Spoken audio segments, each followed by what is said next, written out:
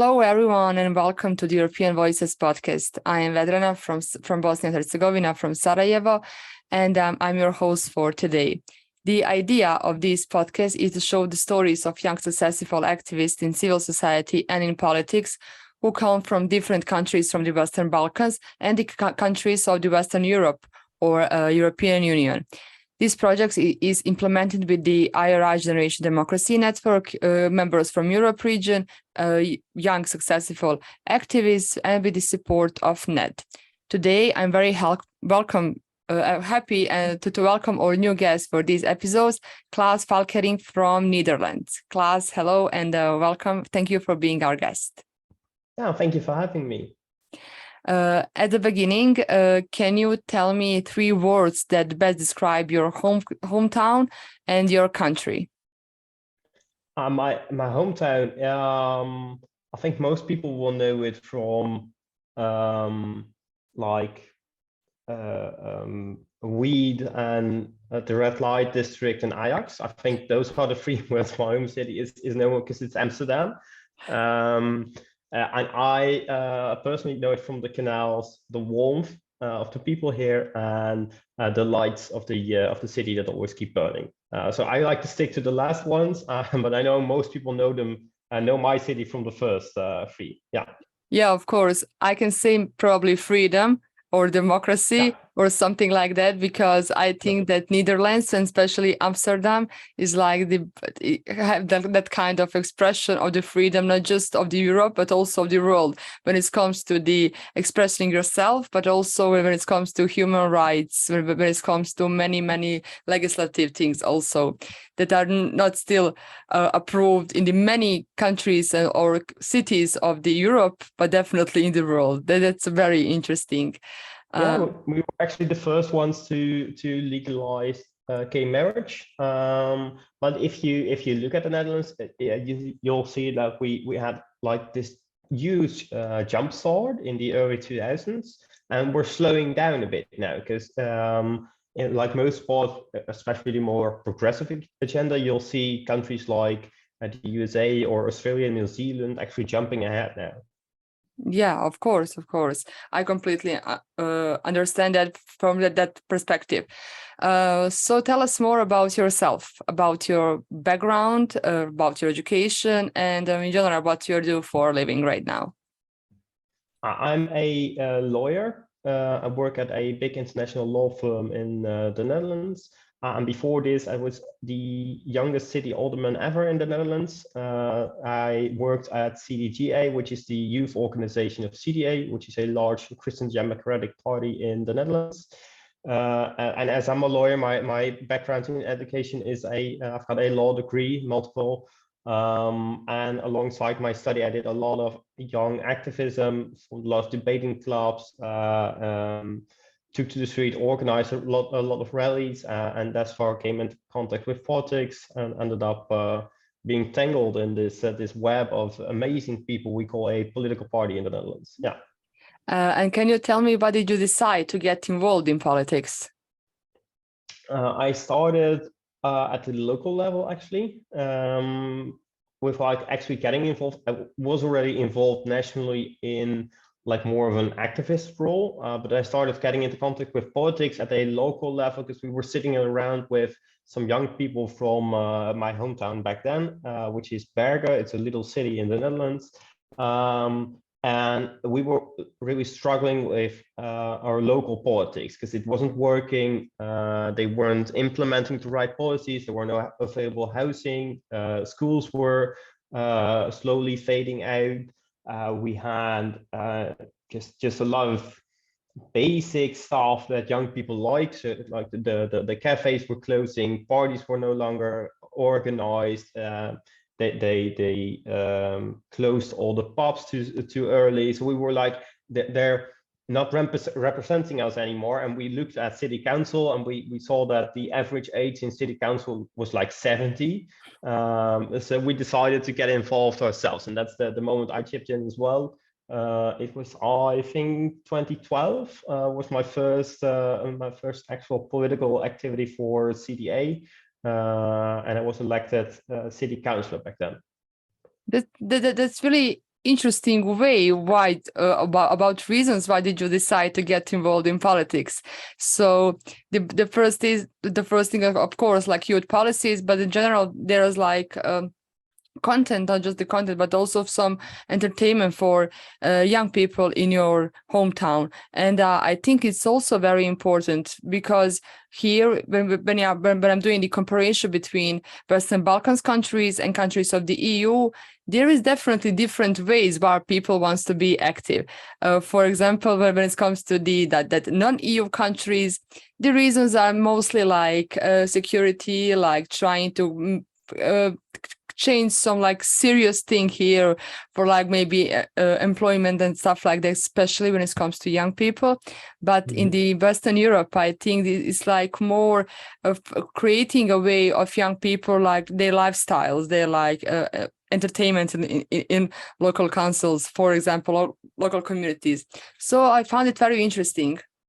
Yeah, I think it's both, because I think it's mostly about, and I think that's the common line as well, it's mostly about representation. If you look at the things we were struggling with at a really small scale, it was just old people making decisions about how early the pubs should close. Because of course they want to go to bed, and they don't want us hanging out at 2 o'clock. But I was also active at a national level, fighting against student debt and our asylum system, which is well, at this point being run by quite right-wing politicians. So and you saw the same thing. You saw again people who weren't representing us, again people who were quite old, and we were trying to change this. So there's this common line of the issues at a local level, and things a lot of Western young politicals will be interested in are those local local issues. But at the same time, the red line is the same. Red line, it's representation. Yeah, completely agree, and that's really specific, and I found it very inspiring because, as I said earlier, it's very different ways for reasons why young people wants to join not just political parties, but also to be like active citizens. So I think it's really inspiring story, because lots of people outside, they think that politics is like something very serious. I mean, yeah, it is, but there is also many like fun things that you can do, that you can actually change while you are into the politics. It depends on how you express yourself there and what are you fighting for. And I think also the very important thing here is to find some space for young people to be involved and engaged into decision-making process, because as you said, some 70-year-old men or people were like making decision for young people at the same time, and I think it's not good. Tell me, when you were the youngest alderman there, what kind of experience can you share with us from that time? Because I know that right now you are not so much engaged into the politics, but your experience and perspective of that part of your life. Well, the first thing I can tell you a fun little story, and then I'll get to the more major part. The first thing I was confronted with being the youngest alderman was walking into a room and people thinking I was actually a policy advisor for an alderman yet to come in. So I was sitting in this one room, introducing myself. Hey, I'm Klaas. I'm here, and people were like, okay, but when is the alderman coming? Are you like his assistant? Because and it's so funny because you got the same name, but are you his assistant? And I kept on explaining, no, I'm not. That's the case. People do not understand, do not expect people of our age to get involved into politics, and they find it a bit strange, and it takes a little getting used to when they see us walking into the door, actually in those positions. More fundamentally, I think having more young people in the room will definitely change the discussion. I felt that being a young alderman, being able to put my perspective as a young person living in my city to the table, I thought helping. We've seen policies change quite a lot. We tripled the amount of houses being built in my city, especially houses for young people. We cut poverty among young people in half in 3 years' time. We expanded local schooling programs. We expanded also the amount of activities that were there for young people, transportation means, which are all things that wouldn't probably not have been done if, well, there would have been an alderman for again 70 years. But I've seen it on a national level as well, because as a young alderman, I try to get my voice heard, not just in my local city, but also at a national stage, trying to again there push forward ideas to help young people, not just in my city, but in a lot of cities in the Netherlands.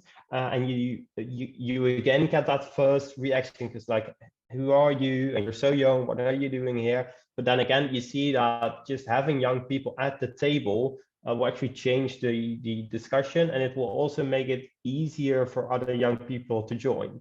I was the first one, and since then, I think we had at the first one at this age, and we now have like 4 or 5 within our party that are the age I was back then. That's quite a progress. And you saw also people who were standing on the sidelines for quite a long time were like, okay, well, he's doing it, so it's probably not that scary. We can all do this. It's doable as well. And you saw them all joining. So that's multiple ways in which I think it's quite important for young people to actually get involved. Yeah, I completely agree with you, especially when you said that it's important to be at the table, when people are discussing about young people and young policies about young people when it comes to education, finding some place to live, finding a job. And I think it's very important to have the perspective of young people, youth voice actually there at the table, not outside of the table when it was practiced for definitely for many years, as I can see. Do you think, I mean, Netherlands is very successful country, I can say, from the perspective of someone who is from the Western Balkans, from Sarajevo, from Bosnia.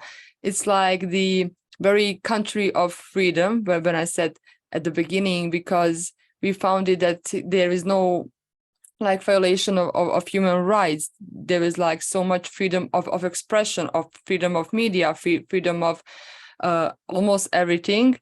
Is there, from your perspective, is now enough space for young people to be active and proactive in politics in Netherlands and also in the EU in general?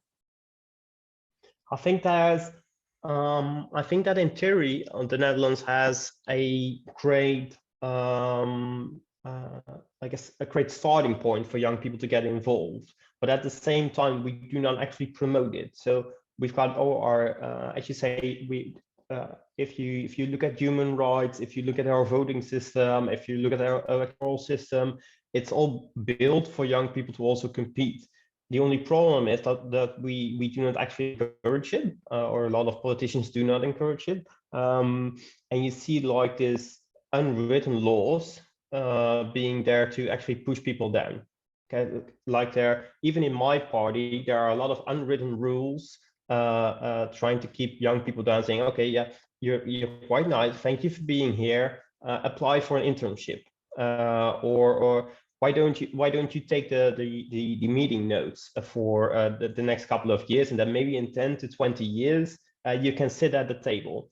And those kind of like the more unwritten rules are the rules that we're still fighting against. If you look at if you compare us to like the Balkan, but also I go to like Jordan and those kind of countries a lot to train young politicians there. They've got a voting system just basically not allowing them to run. And then the Netherlands is completely different. It's no comparison. So in the Netherlands, young people who want to get involved do have it a lot easier. But then again, you've got those unwritten rules actually holding them down.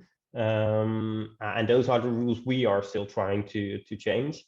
And you see the same thing in Europe, because you see all across Europe that mostly in the more Western part of Europe, you'll see that electoral systems are basically allowing young people to run, but those unwritten rules are keeping them down, because we're saying, no, you need experience to run. No, you need at least you need a background in business to run, or you need a background in law to run. Those things aren't true. You are there to represent your people. That's the only thing you need to do. As long as you know, as long as you can find a way to correctly represent the people voting for you, the people from your district, then you're doing okay. You do not need any background for this. You can just start running. There's no CV check at the start, and it's good that there isn't, because it's in our own constitution. It's also in the EU laws that there shouldn't be any limitations to who's elected to office. And still, we've got those weird unwritten rules there, and they're good at some part, because they hold down some of the people that do not necessarily need to be in office, but at the same time they're holding back young people. So in general, we'll need to work on those rules as well. Yeah, you need to work on like creating some great connections and networking, not just with young people, especially if you decide to run on like higher level, for like a national level. You need to know lots of people. You need to have that very strong of network of people who will support you, who will actually get out and vote actually for you, for your party, but also for you. I think there is something similar, because we don't have a quota for youth almost anywhere by the law, but you have some kind of unwritten rules that actually allows people, especially for example, in my political party, we have that kind of quota for youth to be, for example, on the list. They can run, of course, but it's not enough, because these young people, even they are on the list, they don't have they need so much votes to get in, and it's quite tiring, because you don't have like financial support, you don't have like so much connections. So it really depends from party to party if you'll be like on a top position, if you get opportunity, you can get the opportunity to run, but if you maybe won't get opportunity to get elected. And I think that's maybe one of the reasons why people don't want to be directly involved into that, but they will want to be part of the maybe policy making and from the other side of political party, for example, like that. So I think it's very something maybe in common for the whole Europe, not just the EU countries, but in general for the whole Europe. I mean, my country is not part of the EU yet. We just got the candidate status, but I think in the upcoming years we can like create maybe more space for young people, and I really hope to do that, to be part of the decision-making process, not just like okay, they will be like elected, but of course we need that like supervisors or experts from the outside. And I think that maybe in Netherlands they have like more space to be active there. Yeah, and not everybody needs to in the end hold elected office. You can also, after I stopped in March with holding elected office, after the last election, I decided not to return into politics. But I'm still influencing politics from the sidelines. I'm still active in my local party here in Amsterdam. I'm active on a national level. I'm still promoting the same ideas as I was back then, only through different channels. Yeah. Of course. That's really, I think that you become like influenced by the politics when you start like doing some good things, when you start getting involved in that. You just can't stop. Seriously, you can't stop. That's really great. We are running out of time, unfortunately, but we will definitely continue to work together. I really hope, thanks to the Generation Democracy and our connection, Lotte. To wrap up this thing, what will be like advice to young people when it comes to activism, not just in politics, but also to the civil society? Is there any kind of advice, because you have like a really great experience in that field? Yeah, I also I always promote three specific things. when you're trying to motivate any kind of people, especially young people, it's starting issue initiated. So take an issue and start running is the best point. Then starting small. So if you want to get people interested and involved, start small. Start by asking them for small things like signing a petition or liking a Facebook page, and then being follow-up focused. So if you want people to actually join something, make sure that you've got the next step lined up. So you'll get them to sign this petition for the small issue, and then you'll have something you have some next steps set up for them. So if they signed, you ask them to a meeting, you ask them to join a caucus somewhere for you. But if you follow those three things, if you are issue initiated, if you start small, and if you're follow-up focused, then I think with those three principles, motivating young people, but actually getting a movement ready is something anybody could do. Whether you live here in the Netherlands or in the Balkans. Yeah. That's amazing. I love it. I love the whole message. I'll definitely try to implement it on myself. Thank you, Klaas. It was a pleasure having you as a guest. Thank you, and Merry Christmas. Thank you. Merry Christmas to you too. Thanks everyone for listening. Generation Democracy, IRI, and NED for supporting this. And make sure to follow us on Instagram, Twitter, and Facebook page, Generation Democracy, and to subscribe to our new channel for more upcoming episodes. Thank you and a happy holidays.